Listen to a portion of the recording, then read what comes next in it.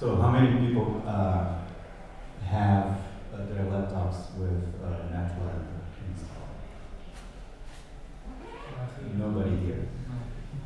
Good. But I have a laptop without Mac. Sorry? But I have a laptop without Mac. Octet count. Sorry? Octet. Does that count? I haven't tested it. You could try, but I haven't tested it with Octet.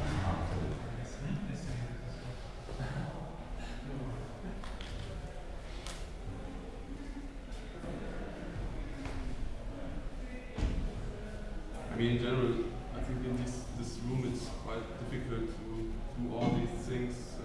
Right. So on the this is laptop, right? So this it's is easier to just show it. this might actually be a challenge because I didn't prepare a tutorial like me talking. I prepared something that is interactive, hands-on. So the idea would be for people to download the code, and we're going to do this together, right? Download the code and run the examples interactively. So I will be doing this here, but I was hoping people would be also running it on their computers while we're going to talk about it once people arrive there.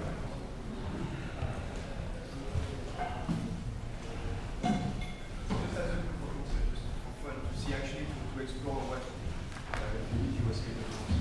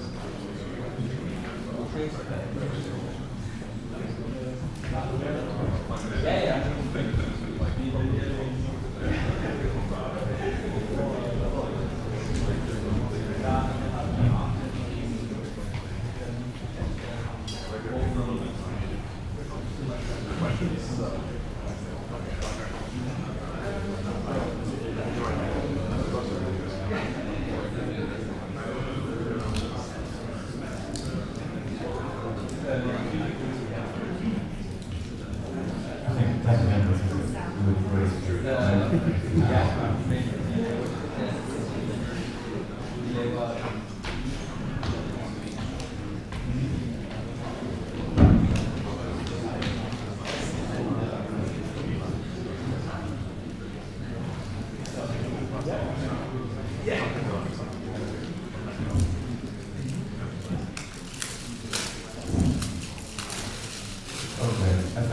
think we can get started, right?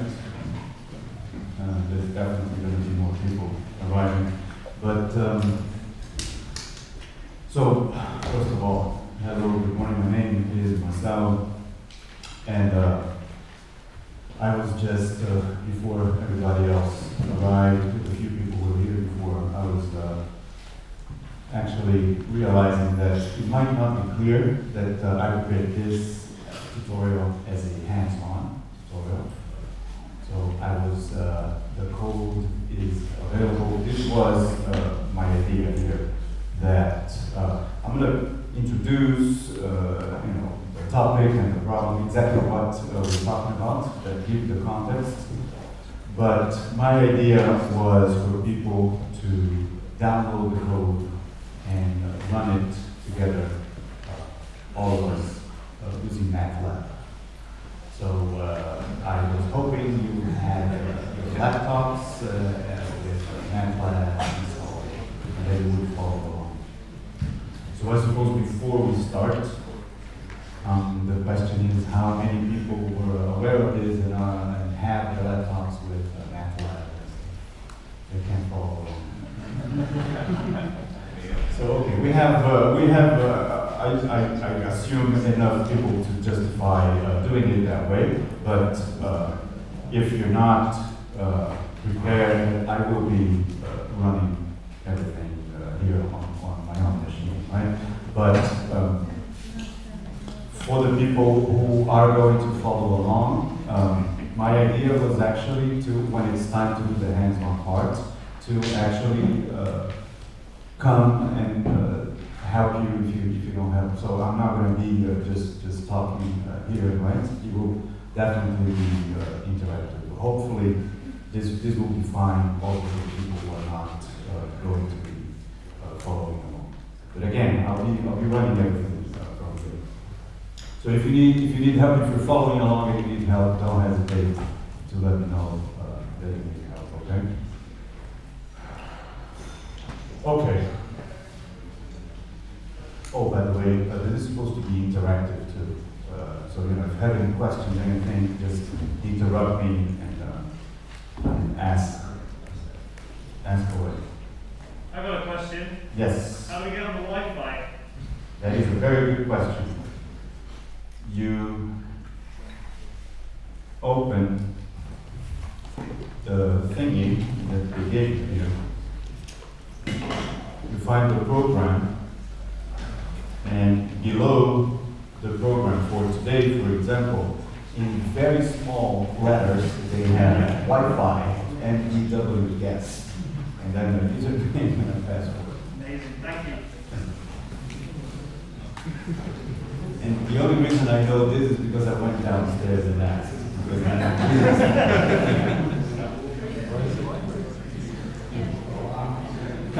Right, so it has been useful already.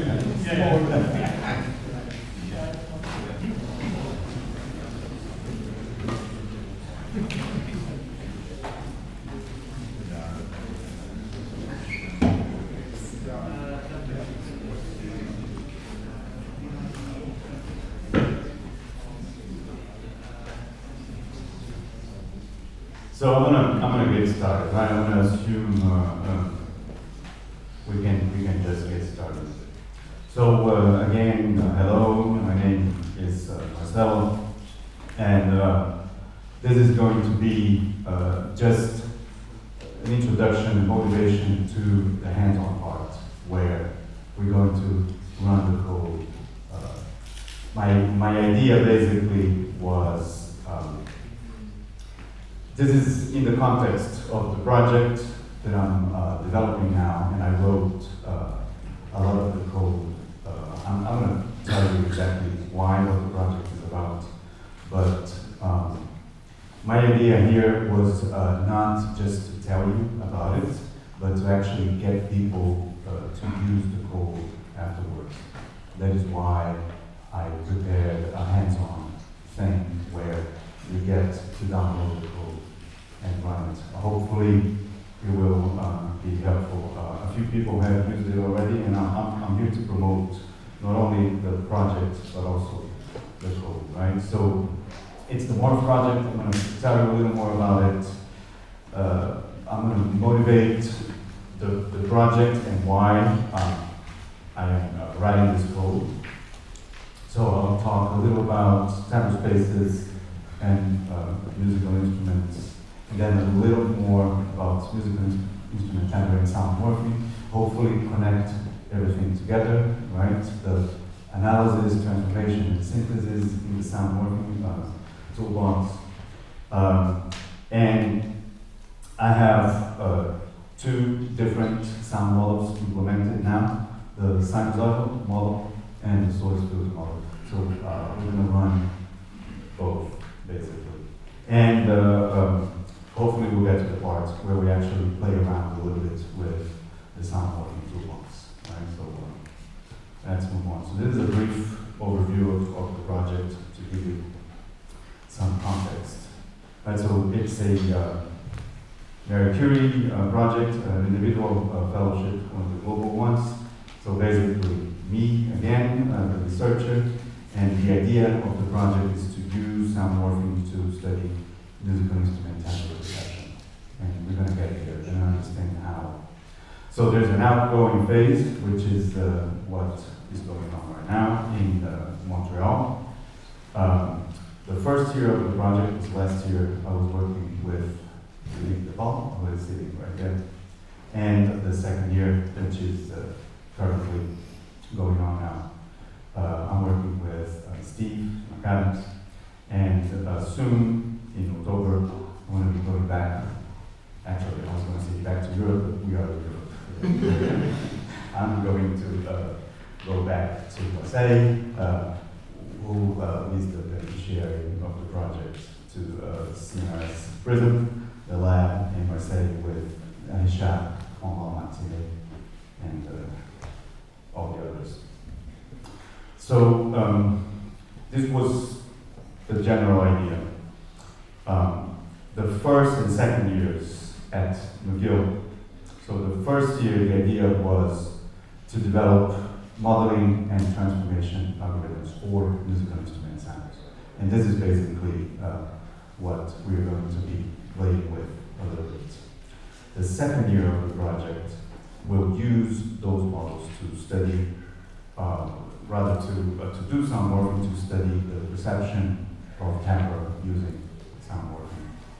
And then the third year, which is starting soon, is supposed to use those models in the creative exploration of sound morphing.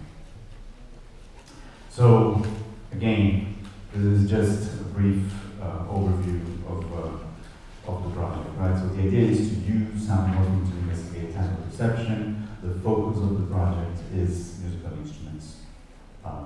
The idea here is that we want to be able to create continuous timbre spaces and also investigate if we can break the categorical perception of musical instrument timbre.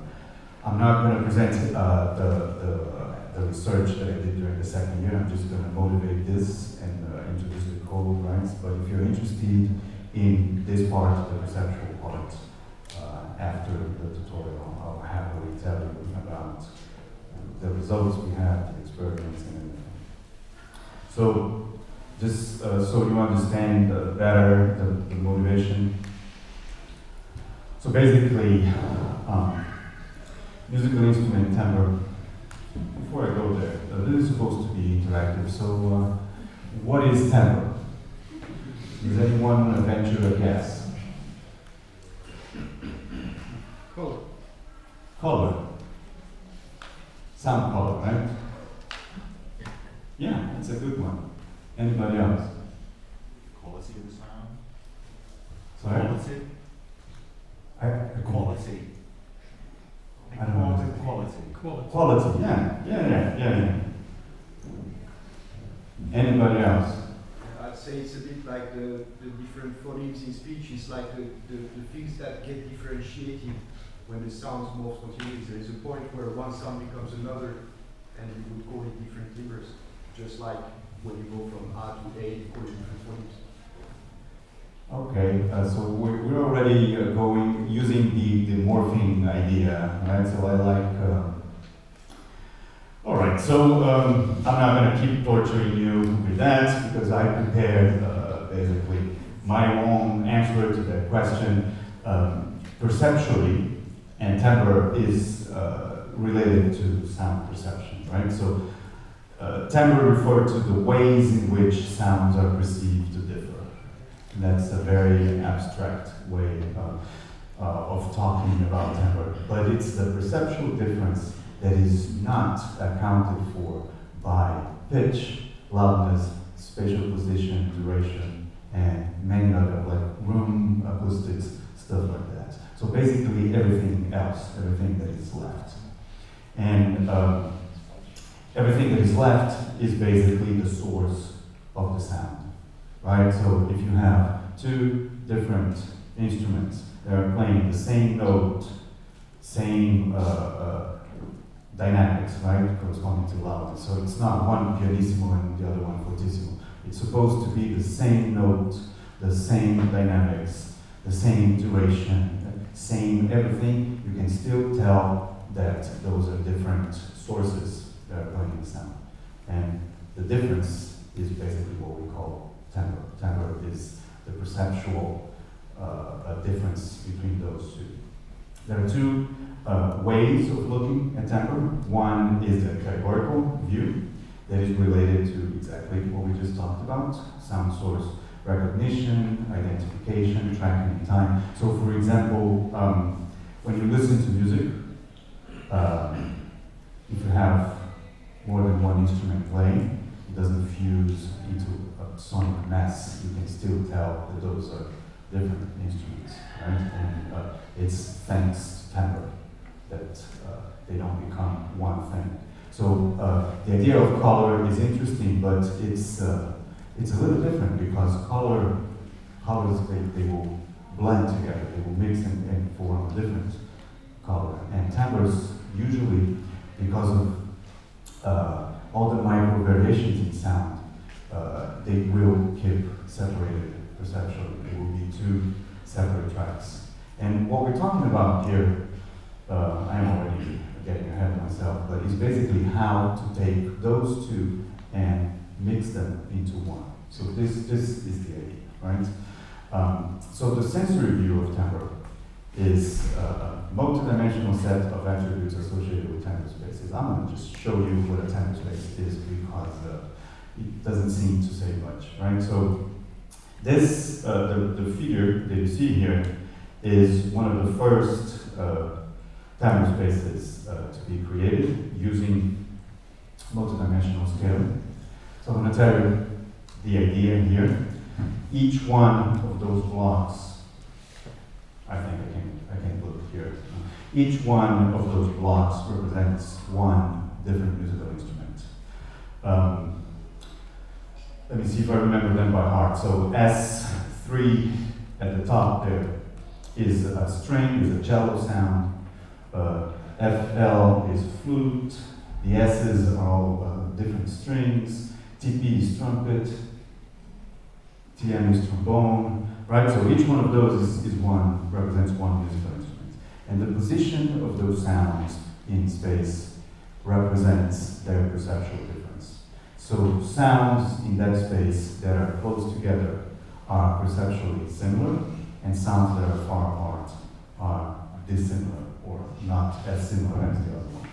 Right? So those relative positions, they tell you about the timbre of those musical instruments. Basically, the way this space was built was the person Gray from his article from '77. I should have the reference here. I don't know why it's not shown. What they did was they took recordings of those instruments. Like I said, same notes, same loudness, everything equalized except for the source of the sound, different instruments. So they made people listen to those sounds 2 by 2 in pairs, and rate the similarity of those pairs. So you listen to a flute and a trombone, and you say it's similar, like 0.5, between 0 and 1, let's say, right? It's 0.5. And then you listen to 2 different string sounds, a cello and a violin, and those are much closer, so those are 0.1. And you do that for all pairs of sounds. And then with those dissimilarities, you run the multidimensional scaling algorithm that basically takes those dissimilarities and builds a 3D model, what you see here. It doesn't have to be 3D, by the way, right? So the best solution was 3D, but you can actually choose the number of dimensions, right? But let's say a 3D model where the distances, the Euclidean distances between those points reflects as best as possible the dissimilarities, the original dissimilarities. Right? Is that clear? Yes. So, in short, what you see here is a visual representation of the mental model that people used to judge the dissimilarity between those sounds. And then once you have that model, then you can interpret those dimensions there and say, for example, that the first dimension, what varies the most along the first dimension is the brightness of sounds. And the second dimension is, I don't know, spectral fluctuations or the attack or stuff like that. Yes? Is that still perceived or measured? I'm sorry? Is that still perceived or measured if we're talking about brightness, for example? For this, if I understand correctly your question, right, you're asking me if it corresponds to perceptual dimensions. Or if it's something they actually measured out of the signal. Right, okay, yes. So I do understand the question. For this specific space, they just eyeball the space and interpreted the dimensions, right? But later on, what people started doing was extracting descriptors from the sounds and correlating the dimensions of the space with the descriptors to see really the correlation between the variation in the space and the variation in the original sounds. So in this specific case, it's not really, there's no real measure, but later on when people started doing that, then you could really say that the first dimension of the space captures the spectral centroid. Then it wasn't brightness anymore, it was the spectral centroid, because it correlated most with the spectral centroid. And then, right? And this is where all those descriptors that are still widely used in research, that's where those came from. Right? The idea of using those is basically that they capture dimensions of tempo. Does that answer your question? Yep. Yeah? Actually, I've got another one. Yeah. So when you say that you're playing the same note, is that the same octave, or is it, I mean, some instruments you could? Right, that is actually a very good question, right? So it has to be the same note, the same fundamental frequency.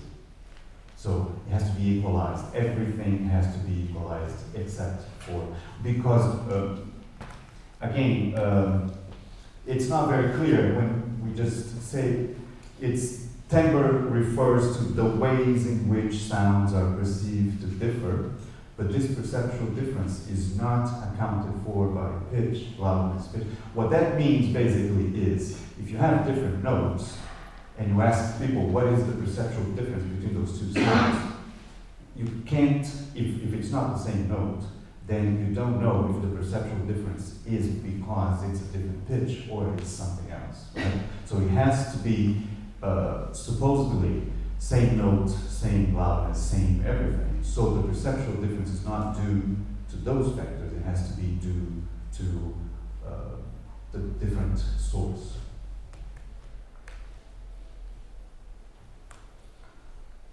Okay, I forgot, this is actually important. So features of timbre spaces, right? So this is where it starts, hopefully, to get interesting. So those timbre spaces here, the first time I saw it, I was fascinated by this. And I was also wondering, okay, so the distances, they reflect perceptual differences of sounds. And that is awesome. But what's between those? And so this is literally a void space. There's nothing except for a few points where those instruments are represented, right? So what I was really interested in was what is not there rather than what is there. And this is my idea. Basically, each musical instrument is represented by one single note, and each of those, because of the way that you're doing it, you're using one recording of one note of one instrument. Then each musical instrument will occupy this one specific point in space, and it's void between the musical instruments. So basically the dimensions are dependent on the stimuli. It's very widely known that if you change the sounds, if you give a different set of sounds, then you might get a different, slightly different representation. And if you take one sound out of the space and you redo the experiment, if it's an instrument that is in a pivot point of the space, you might actually get a different representation. If you add one instrument, then the sounds might change configuration to accommodate for that one. So it's not a general representation of how the musical instrument sounds are related to one another. It's a representation of that particular set of sound of instruments that you chose. So my question basically for the project, and from the very first time that I saw that, was, okay, can we fill the gaps between musical instruments and create the sonic continuum? And I finally, the reference is showing here, right? So I took the reference from Trevor Wishart. I don't know if you're familiar with Trevor Wishart. Okay. Who is familiar with okay. Right, so Trevor Wishart is a composer who wrote a lot about basically those ideas. Those ideas are mainly his, not mine, right? But using continuous sound transformations in his compositions. I don't have in this presentation examples of that, but Redbird, if you're interested, Redbird is awesome. Listen to Redbird, and there are examples of using those ideas, the sonic continuum and continuous transformations in music compositions. So my idea was to use sound morphing to investigate the relationship between the sensory and the categorical facets of temporal perception. So basically, the categorical perception is basically each different musical instrument, and the sensory is that those dimensions of those spaces here. So basically the idea is, can we connect those and create sounds that are in these lines between those instruments there? This is the question, right?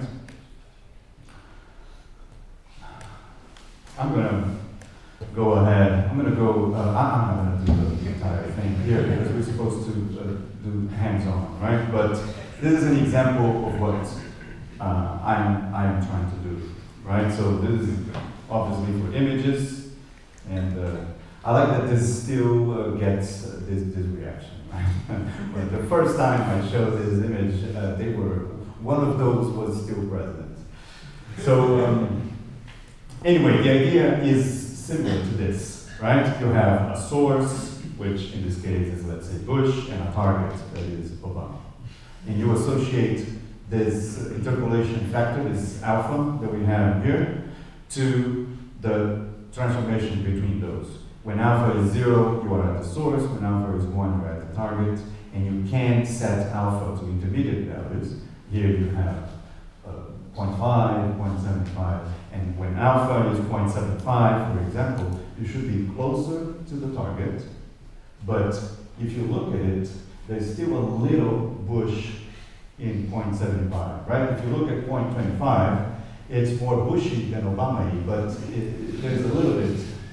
And the thing is, when you set it to 0.5, and this is why I still use this image, I really like it, is for me it's impossible to decide if it's closer to bush or closer to Obama. The 0.5 transformation is just awesome. And I want to be able to do that with sounds. That was my idea, right? So can you create a sound that when you listen to the source, to the target sounds, can you create a sound that is so perceptually in the middle that you can't decide if it's closer to one or closer to the other? That was the idea. I'm gonna skip. I have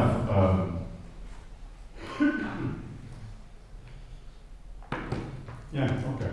I suppose we can do it. So those are some.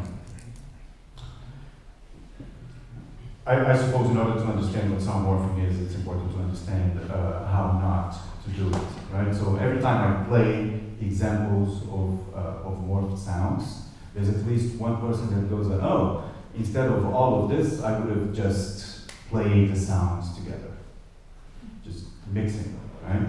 And you can achieve a similar effect with mixing, but the thing is, just like in music, if the partials of the sounds are not so perfectly aligned naturally that they fuse together, you will still be able to hear those sounds as two different notes being played at the same time, not one thing. So it has to be one thing, one sound only, just like the images. I have an example here of what it's. Why is it not playing? Okay, so it's not playing. And also, cross-synthesis is another example of what does not work. Yes? Like you got like a mute symbol just up there. Cool. Oh, really? If you look at Yeah. Why is it? I think also my slides too. I think it's just a projecting system, to be honest. But we tried. So what you have to do on your computer, you have to make sure that the output is going on the HDMI. I did that before. It's the whole reason I came here. Alright, sorry. No, I'm not. I'm just, we tried it before. It should.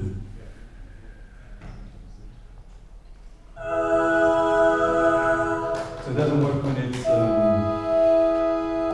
so let me start this. So just so you understand, this is an example, those examples here are examples of mixing, right? So those are from orchestrations from some other work that I did before. So the idea here was that you present one target sound to the computer, and the computer will find combinations of notes from different musical instruments that, when are played together, approximate the target sound that you give the computer.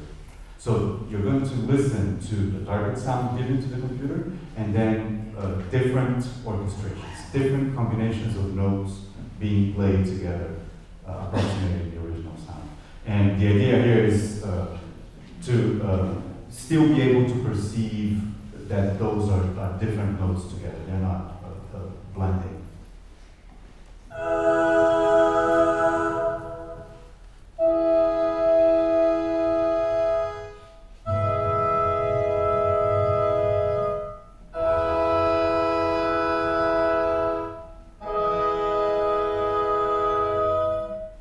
And this is an example of cross-synthesis, which applies the spectral envelope of one sound onto the other.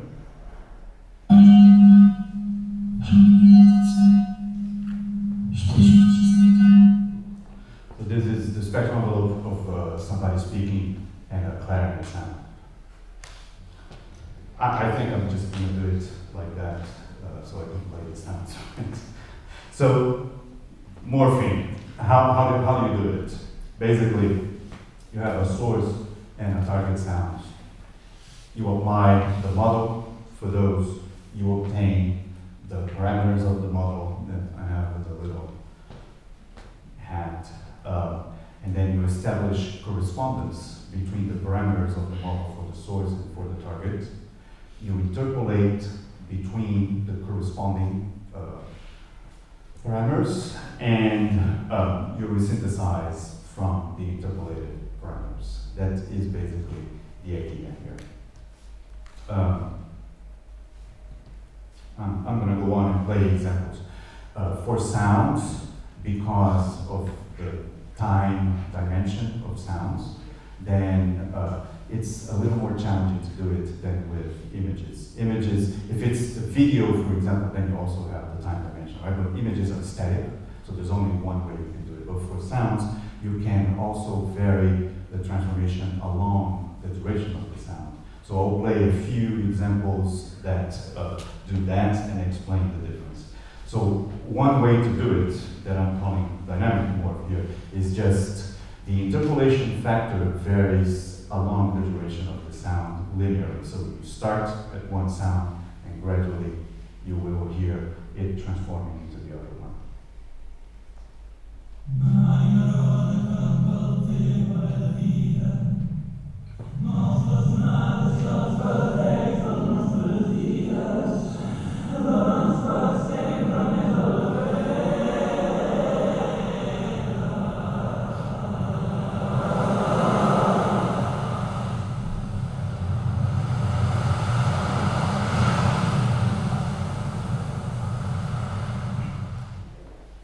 I have a big disclaimer, I didn't make this example myself.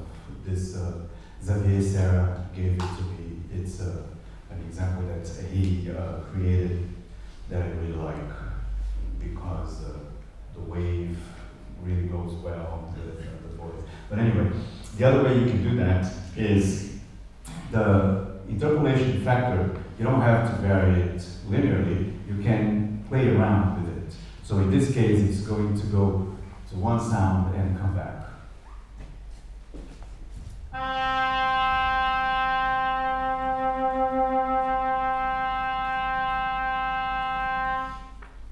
So those are all nice and it can be impressive depending on like this one, for example. I think this is impressive and it's the sounds are chosen properly and the transformation is done carefully. But the thing is, what is really challenging here is to do the static morph. The static morph is the closest that you can get to the image example. So now you say, I want a sound that is at 0.5, exactly in the middle. And you have to transform everything. So you have to transform the attack time, you have to take care of those things. For those examples before, you don't worry about the attack time because it always starts at one of the sounds, right? So this here is one example. I don't have the source and the target here, but the cyclostationary, this is, I think this represents the difficulty of doing that. You will listen to the source sound, and then we'll listen to 9 versions of the source sound, gradually moving away from the source and closer to the target, and then finally the target sound.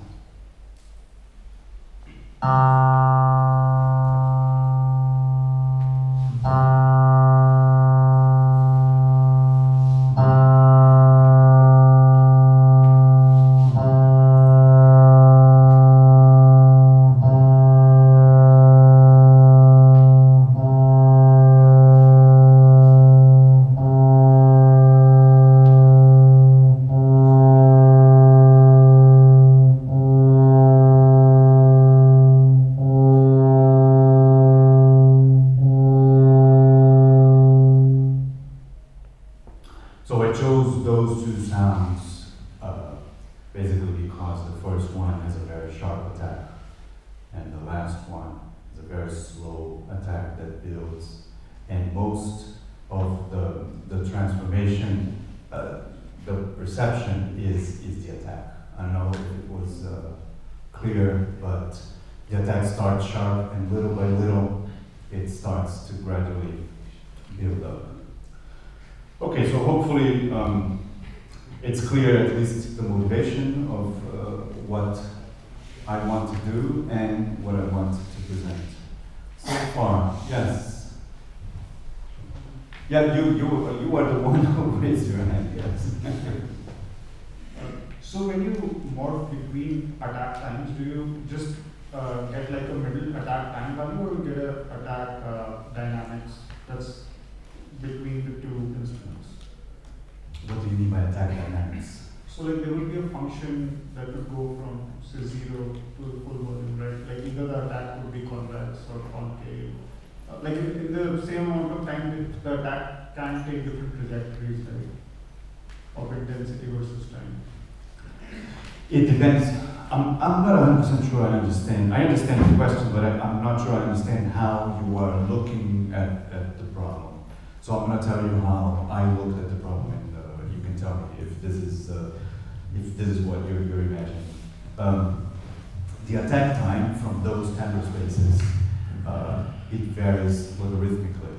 So the first thing that you would do is, if you want an attack time that is perceptually intermediate between a very sharp one and a very long one, you wouldn't interpolate the attack time linearly. You would interpolate it logarithmically, right? So this is the first thing. So this is how I did it. I created a model that estimates where the attack starts and where it ends, and then you adjust the time. You will transform everything that is inside that interval just to time stretch it or compress it to approximate that logarithmic attack time that you and so there are several different ways that you can perform the transformation. But the idea is that the attack should be longer or shorter, and you should capture the attack transients. Does that answer the question? Yeah, so I understood that like when you interpolate between times, it's on a logarithmic scale. Yes. So once you get an attack time, how do you like generate the function that goes from 0 to 1 in the given attack time? So basically, do you go linearly in amplitude from 0 to 1 in the given attack time, or like, do you go logarithmically from 0 to 1 in that attack time? Because So this is, I think we should talk afterwards, because I don't understand why you are imagining doing this with a function that goes from 0 to 1. The function that goes 0 to 1, are you referring to the parameter, the alpha that goes from 0 to 1? Or is it a different function that you are thinking about? It's a different function, but we can pop up. Okay. All right, so we're getting very close to the hands-on part. Sorry? Oh yes, I'm sorry, yes, I knew you had a... Yeah, okay. Now you show how you can interpolate between instruments in timbre space. Can you also extrapolate, make a hyperviolin or a hypertrumpet? That is an awesome question, and the answer is I haven't tried yet, but in principle you can do it, right? If you can interpolate, you can extrapolate, in principle. But the thing is, just like with function extrapolation, you run the risk of running wild. Like between the sounds, you can really control the parameters, but because what you are actually interpolating are the parameters of a model, then you would have to study how those parameters behave outside of it. Yes, we have a lot of Hi, I'm Sasha from Instr. So yes, interpolation like this reminds me of some of Yamaha synthesizers. For example, the DAFx20in22 was making an interpolation between a saxophone and a violin, this kind of thing. Could you just come back on how that's going to inform us about what is the right way to describe timbre, or how is this kind of transformation going to validate or invalidate maybe navigation into a timbre space?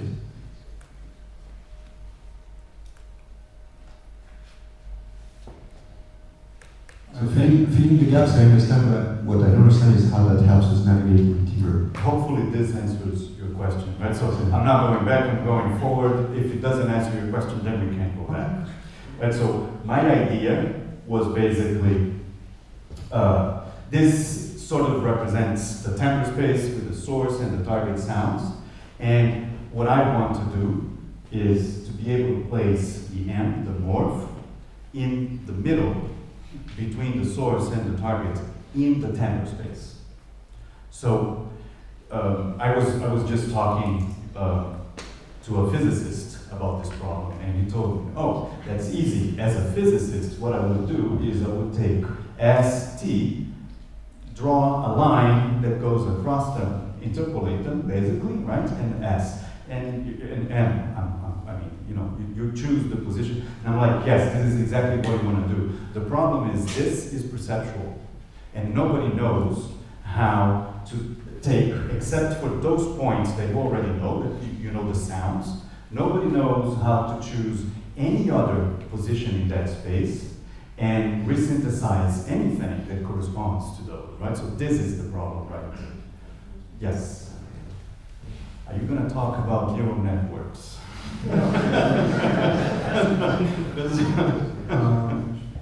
Yeah, I mean, it kind of ties in with the previous section. So if we think about the space of all sounds, Yes. as just a, I don't know if that's even correct, but some kind of a hyperdimensional volume with the coefficients of all the FFT amplitudes and all the FFT phases. Yes. This volume of all the possibilities would represent all the possible timbres that humans can perceive.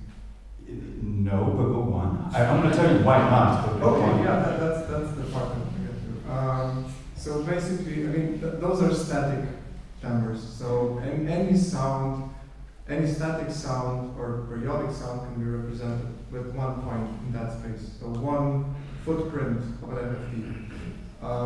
And then a vector with a timing could represent attack times. So attack with a certain timbre and release with a certain timbre and so on. So basically what we're trying to do is find the interpolation functions between those points or those pairs of points with timing. Or, I mean, there's a space that describes all the sound.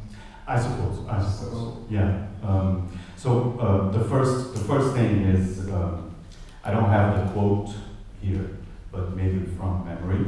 I assume everybody here knows who John Chowning is, right? The inventor of FM synthesis. In one of his articles, much later, after he proposed, when he was already big and famous and all that, he wrote one article about synthesis. And basically, what he wrote that really inspires my answer to you, no, he wouldn't, is basically the computer, once you have a digital source of sounds, basically you can create, you have access to any imaginable sound, right? So there's a sequence of numbers that represents any sound that you can possibly imagine. And this is basically what you're saying, right? So you're thinking in the FFT space, but you can think about just the digital samples, right? Yeah. So any sequence that you can produce there will correspond to a sound. So basically you have any sound available to you. But it turns out that saying, I want to synthesize a sound that is like this, and it's in your head, and then producing the actual sequence that corresponds to that is such a difficult problem that we are still talking about it. And I don't know how long it's going to take for us to actually have. So yes, but no, right? The big difficulty is I want this. And this is much more, it's much better defined than the problem, just give me a sequence of numbers that corresponds to, then I describe a sound to you. So now this is okay, I have this violin sound, this tuba sound. I want a sound that is exactly between those two. But so in the middle, perceptually, that I can't decide if it's closer to one or closer to the other. And now we're going back to the question that somebody asked, that you asked, right? So how does that tell us about timbre? My idea basically was if you can produce such a sound, then you broke the categorical distinction between those two instruments.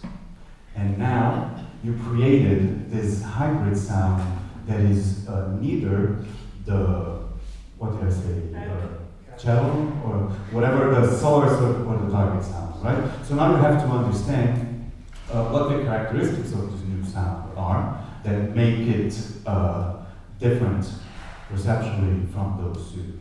Hopefully that answers the question. Because the challenge is still to navigate that space. So are you is the proposal to use the categories as anchors and as a sort of referential to navigate the sound? That is the idea, yes. Okay, that is the okay. idea. Okay, Yeah, yeah. fine. I have a lot of, yes, yes, go on, go on. I think we have time for the hands-on parts too. It continues on what you were saying, because you say you want to interpolate on a perceptual point of view, but what about the physical basis of the sound that you create? For instance, in the last examples we heard, some sounds were totally impossible to link with any physical phenomenon.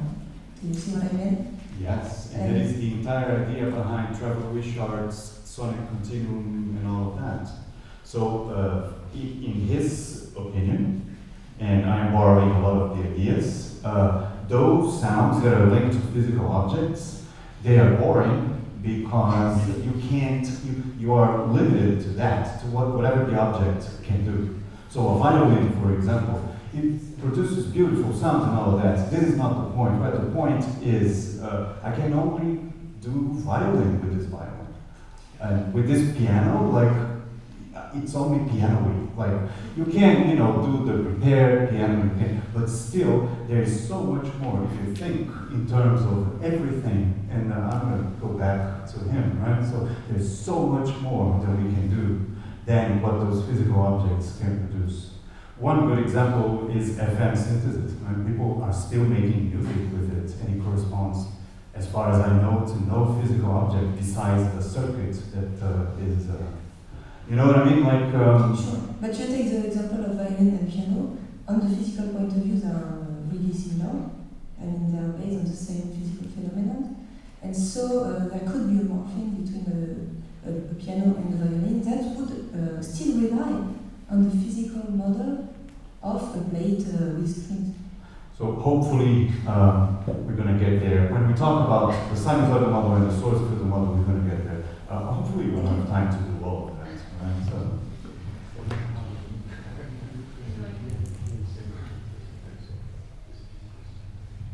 Yeah, your illustration shows a three-dimensional timbre space. Is that that number? Is that the true number, or is it? Is it a three-dimensional space in your model?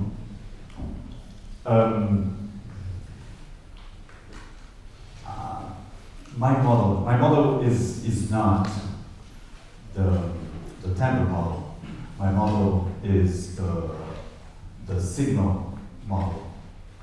So the answer would be no for the signal. So just for illustration purpose that you show three. Yes, definitely. Yeah, definitely. But after this, I can tell you more about the perceptual part that I don't have here. Right? So I did some perceptual studies on that, and we're using a 3D model for the timbre perception.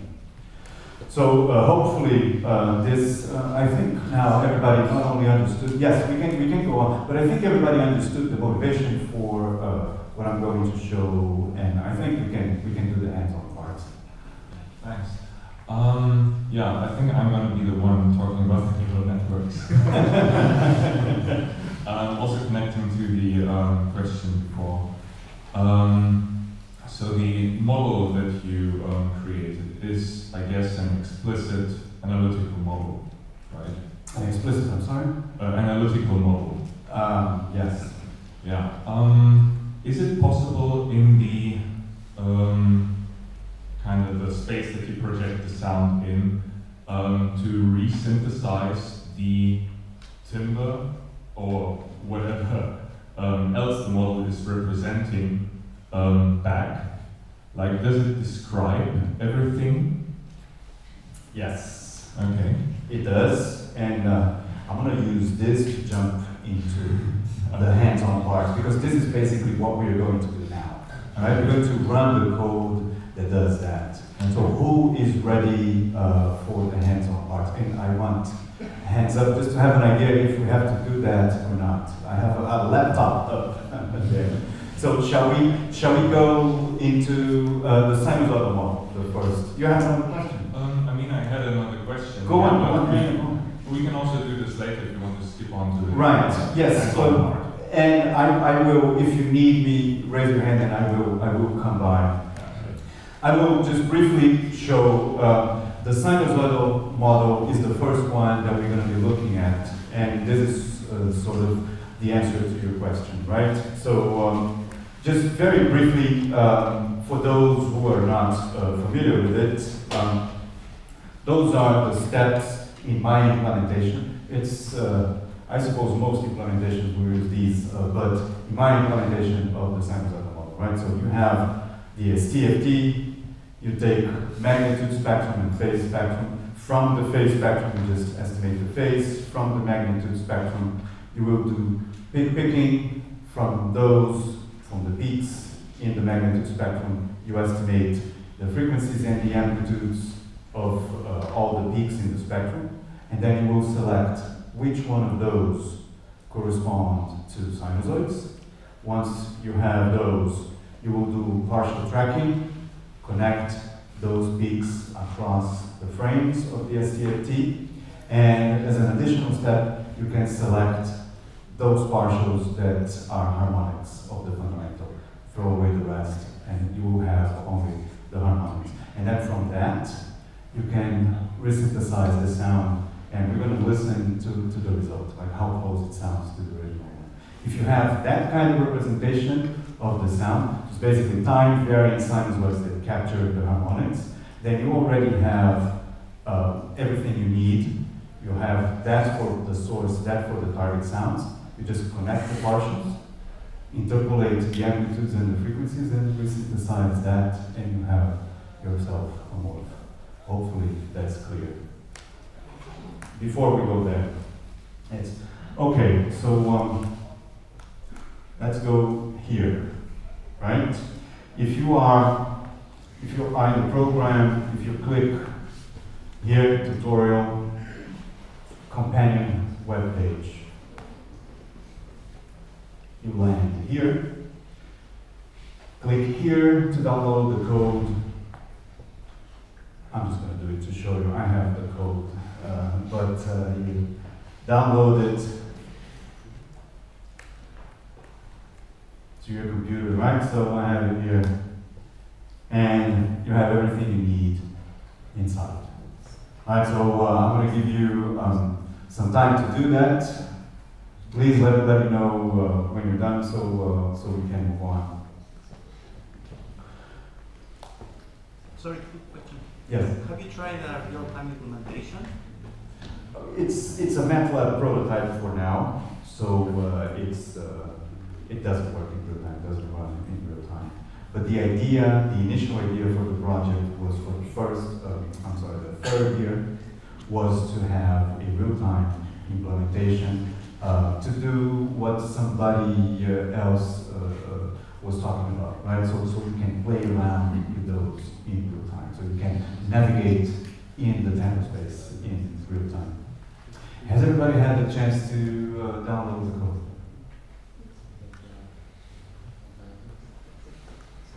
Now, let me know if you have a problem with that, right? So I'm going to assume, I don't know what happened here. I'm going to assume you have downloaded the code and unzipped the file. It's unrar technically, right? Because it's a RAR file. But anyway, extracted all the files into some folder, and it's going to be which folder sort of matters, because you're going to run everything from that folder inside MATLAB, right?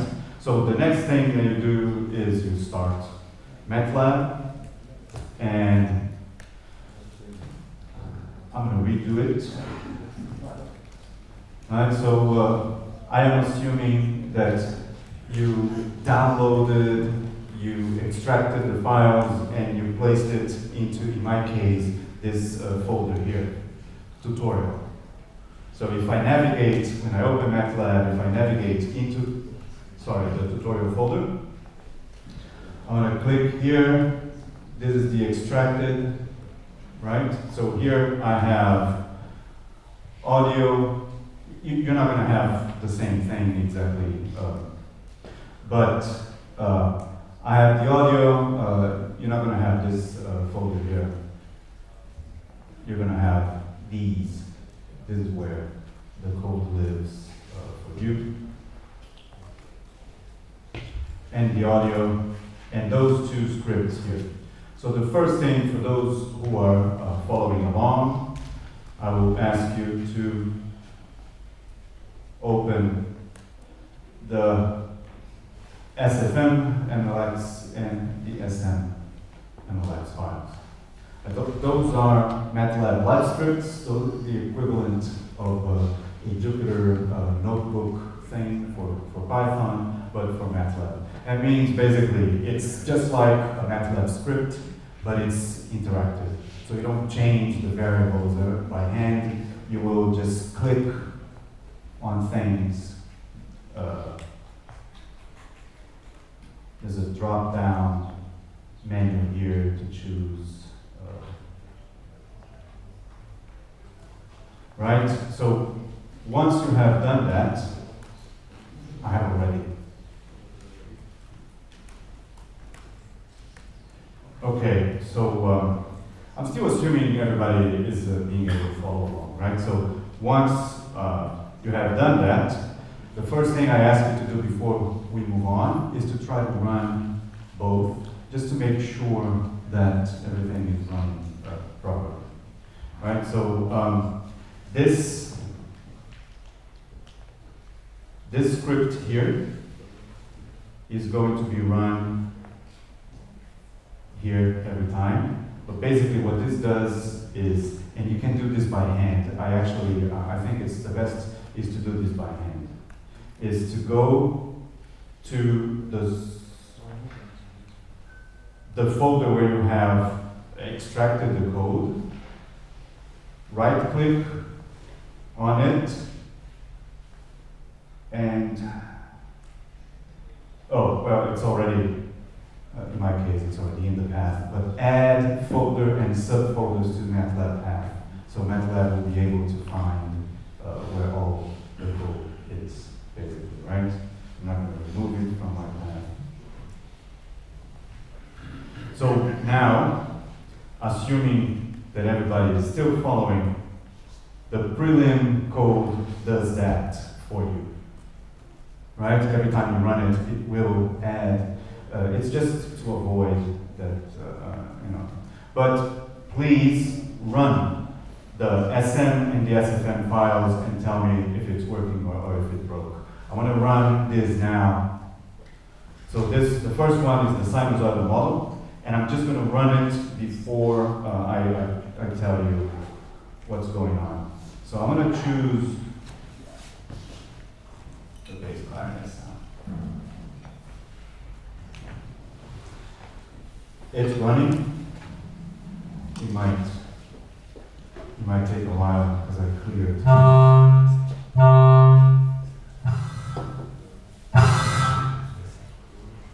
Okay, so it works on my computer, obviously, right? Hopefully it works for you too. Now, let's understand what's going on before we start exploring all of the parameters and everything. So what the script here does is there's a lot of parameters that I already chose to run the example here. Then it does sinusoidal analysis. And once you have that, you can look, this is the spectrogram for the sound, and this is a representation. It's a bad one actually, but this is, the figure is not very clear, but this is a representation of just those time varying partials, right? So each one of those lines here is one partial, and I'm going to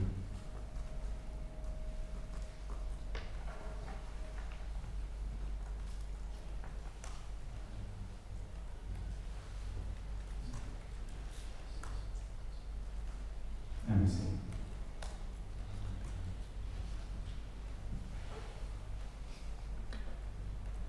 I suppose if we do this, no. Ah, yeah, obviously.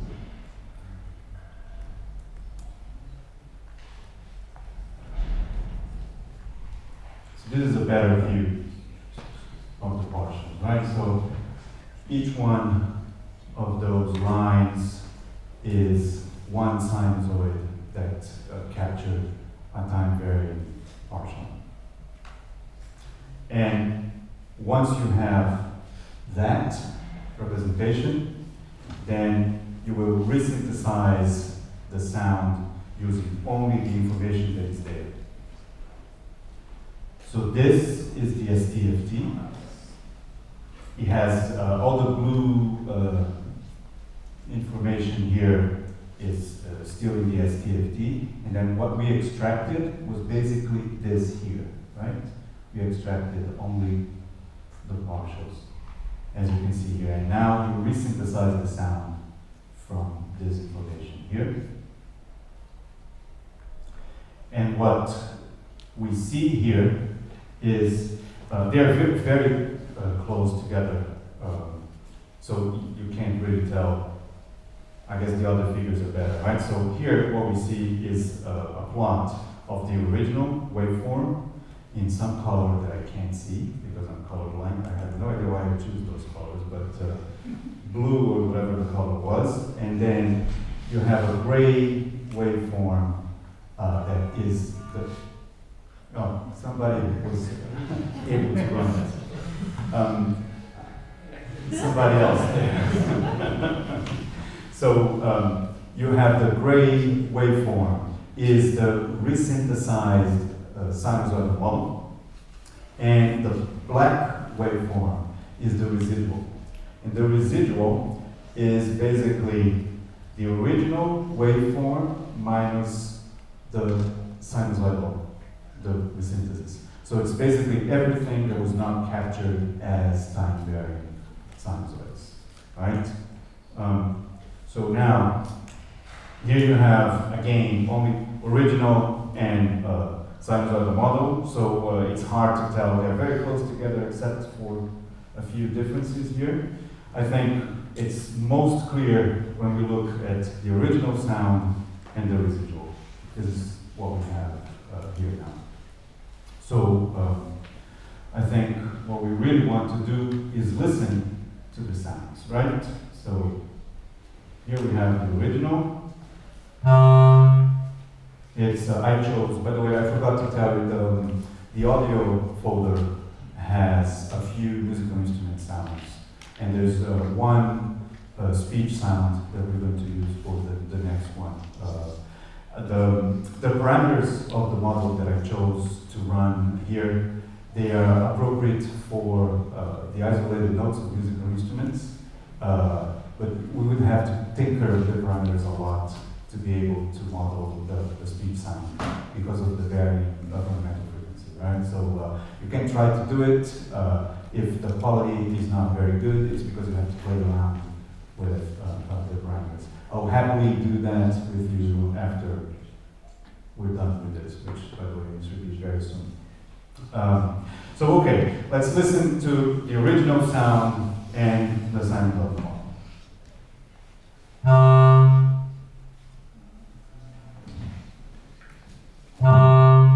This is a bad one. The parameters, we must fix the parameters. And this is the residual. So basically, the original minus the sinusoidal. So first we listen to just the residual as it is, and then I normalized it so we can actually tell what's going on. So again, I'm going to play it, and to me, to my ears, it sounds like just noise, right? It sounds like the noisy part of, I think it's a clarinet that we chose.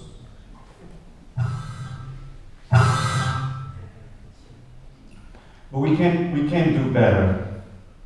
We can do better than this. And this is basically the idea. Let me see how long I don't have a lot of time, so I might just go to the next one. But if you play around with the parameters here, then you can find a good set of parameters that captures all of those. It's mainly, the idea here is the steps. Here we have peak selection. So when we looked here, right, so after the estimation, we have peak selection, partial tracking, and harmonic selection. So for the peak selection, this here is where you have to be careful, right? Unfortunately, I'm not going to have time to explain to you exactly what each one of those does, but changing those parameters will eliminate spectral peaks as candidates, as sinusoids. Depending on the values of those parameters, it will select this peak as a sinusoid or not. And those are the crucial parameters that you have to set in order to have a good quality representation, right? So if some of those peaks that were supposed to be sinusoids were rejected in this peak selection step, then you won't have a very good sinusoidal model. And here, this is the harmonic selection step. So we weren't selecting only the harmonics. Now I clicked on harmonic selection on the flag, and now I have other parameters here. For example, the harmonic deviation in cents. So I'm saying that anything that deviates from a harmonic template by more than 100 cents will not be considered a harmonic and will be eliminated, right? We have other parameters here, the threshold for harmonicity, and that it's so much information that unfortunately I'm not going to have time to. But let me do another run with the harmonic selection part. And I'm going to start from here. You can do this, right? You don't have to run the code every time, the script here every time from the beginning. You can choose one part, like sinusoidal analysis parameters, and go here, run to end. So you don't have to reload the sound and everything. You will just run from that step all the way to the end. And as here, if when I change the parameters, if it's better or no, this is worse. But we can tell at least that it removed some of the partials. There's one here. There was one partial that was between those that was removed, so it's not a harmonic. This should also have been removed here because it's not a harmonic. I have to play around with the parameters. Unfortunately, I don't have time. I have 3 minutes to show the other one. So I'm just going to go there and do it, right? So the other implementation that I have that I wanted to show you is the source filter model. This is actually closer to a question that somebody asked, like the acoustic properties of sounds.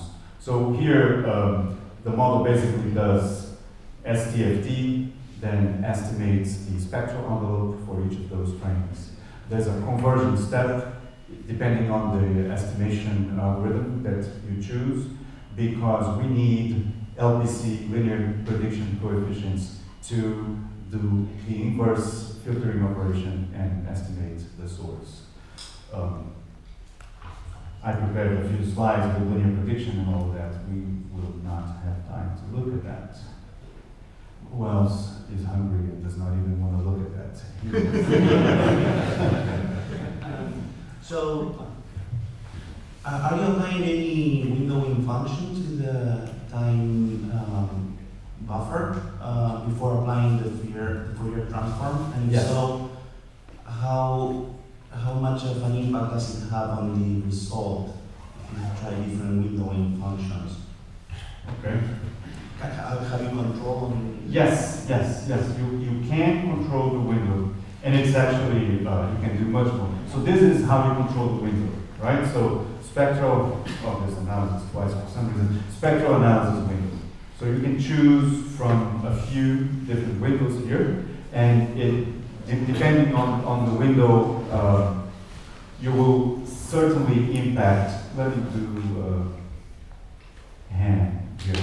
So we will definitely impact the peak selection part, because, oh, somebody else is running. This is how the peak selection algorithm works, right? Once you do the STFT, you take the magnitude spectrum, and you will see a lot of peaks. Some of those peaks, depending on the size of the window and many other parameters, some of those peaks will correspond to the main lobe of the window, and if it's where a sinusoid is, it will be a sinusoid. And this is what you want. You want to select that frequency there, estimate the amplitude and the frequency from that sound. And the peak selection algorithm basically takes the window that you chose for the analysis, and it automatically calculates what the spectral image of that window will be, and then it correlates the spectral image, the ideal spectral image of that window with what you have in the spectrum. And if the value is high enough, there's another parameter. Those are the peak selection here, peak selection, right? So this threshold that you have here, the shape threshold, is exactly that, right? So this correlation here, if it's below 0.8, then it will reject that peak as a sinusoid or accept it. So if you say, for example, here, that this, I'm going to put it all the way down and rerun it, and hopefully we will see all of that, the planet, right? Hopefully we will see the difference here. But those, like I said, sometimes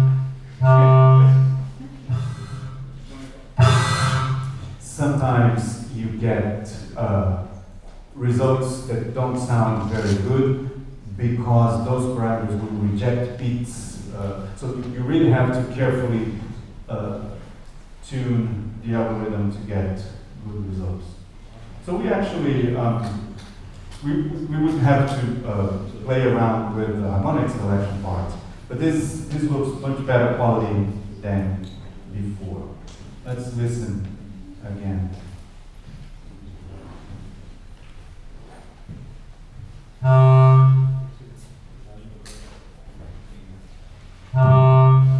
It's that there's still some parameter that is it MATLAB that is no, it wasn't MATLAB. But it's still not great, the quality. We still have, there's still a little bit of oscillatory energy left. I'm gonna just stop right there and not even do the source code model because it's already time to have lunch. If you're interested, please talk to me afterwards, and we can run the code together and tell you what it does. Okay? So hopefully this was useful, interesting, and